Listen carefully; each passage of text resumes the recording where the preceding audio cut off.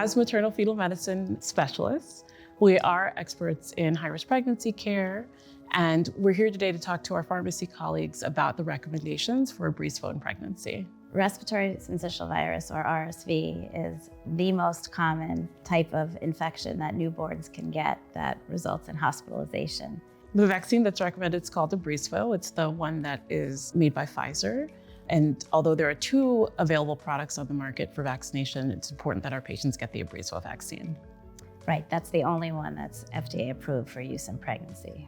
It's important for pharmacists who are administering this vaccine to know that it is authorized to be administered between 32 and 0 to 36 and 6 weeks in pregnancy. And the caveat is that it's using seasonal administration, and that might vary depending on where you are in the United States. But for most people, that's from September 1st through January 31st. And it should be given 2 weeks before delivery for it to work optimally. The vaccine, like other vaccines, causes the mom to generate an antibody response. And then those antibodies cross the placenta and get into the baby's circulation so that when the baby's born, they already have this protection, and it will provide some protection up for the first 6 months of life. The vaccine is safe. There's very low rates of adverse effects. The most common effects are local injection site pain, fevers, body aches. And it is best practice to be co-administered with other vaccines that we recommend in pregnancy, like COVID-19 vaccines, flu vaccines, and Tdap vaccine.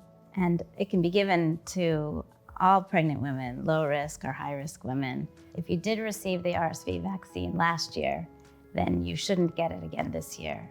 Not because there's any known safety concerns, but because there's just a lack of data on whether or not getting it a second time 2 years in a row is efficacious.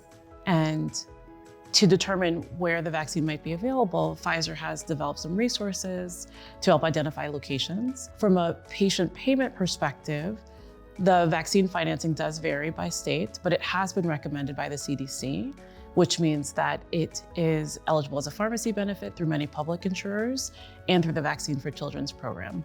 But pharmacists may want to refer to their financing programs within their state to better understand eligibility for their patients. If pregnant people choose not to be vaccinated, then babies can be prophylaxed using monoclonal antibody. And so the recommendation is that if pregnant people get vaccinated less than 2 weeks before delivery or choose not to get vaccinated, then their babies should get monoclonal antibody.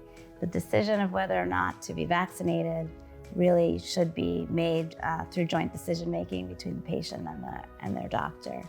And I think what we've seen is that pharmacists play an important role, and pivotal role, in fact, in getting our pregnant patients vaccinated. And this respiratory season especially, it's important to make sure that they're aware of the recommendations for RSV and for infant protection through maternal vaccination.